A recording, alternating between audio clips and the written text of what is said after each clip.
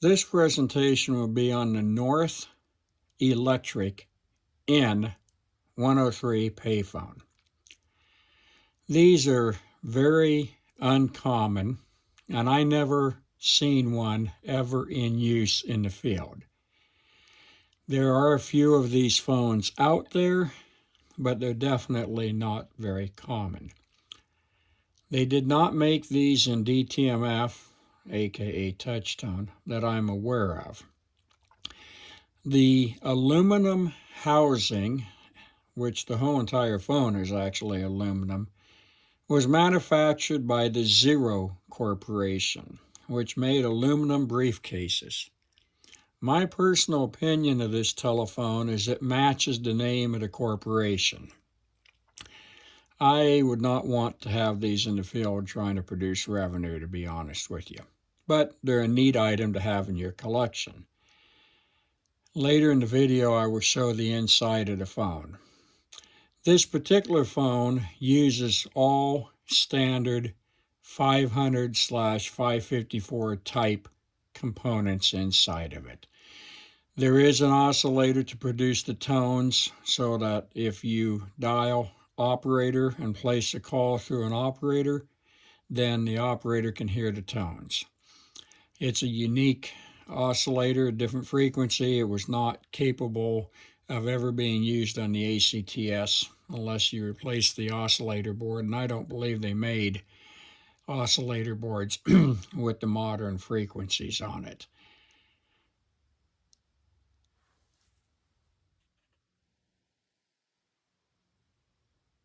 Inside of the North payphone, they used the standard number 9 dial, the same that you would find in a 500 set or a 554.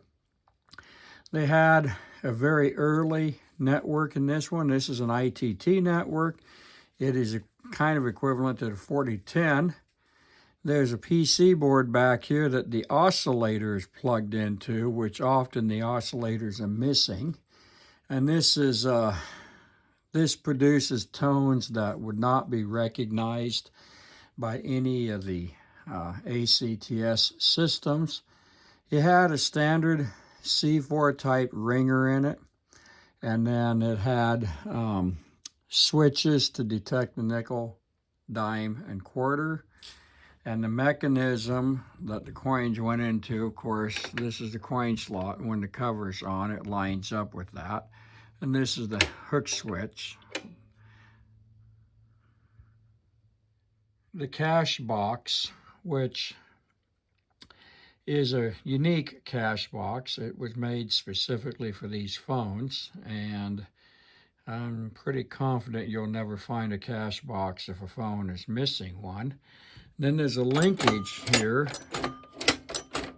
That is a coin return, which is kind of a different arrangement instead of a handle or a knob on top of the phone. This is the front of the vault door cover. The lock on it did not have a key, so the lock was drilled out and a fake lock put in. In this particular case, that lock just needs a screwdriver to open it.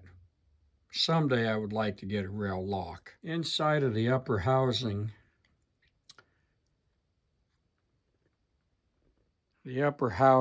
removed from the base of the phone. To access the phone, there is a lock cylinder that is threaded to a bolt inside the phone that you have to twist it around to lock it and untwist it to unlock it, of course.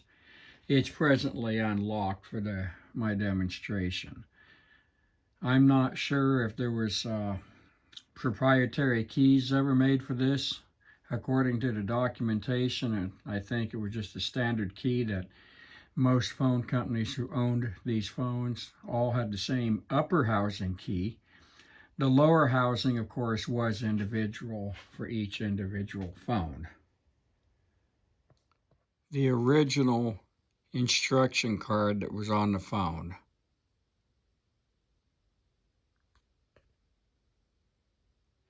I have completed a call from the North phone through my toll switchboard. I would go and deposit a coin or two so you can hear the tones. This is a poor way of coupling the audio, but it's the best I could do at this moment.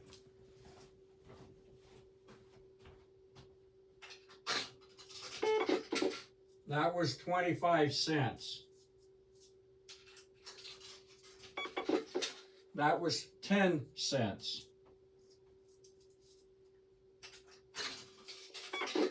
That was a nickel. That was a quarter.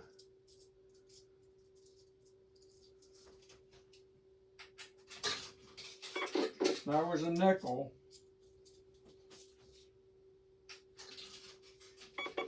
That was a dime.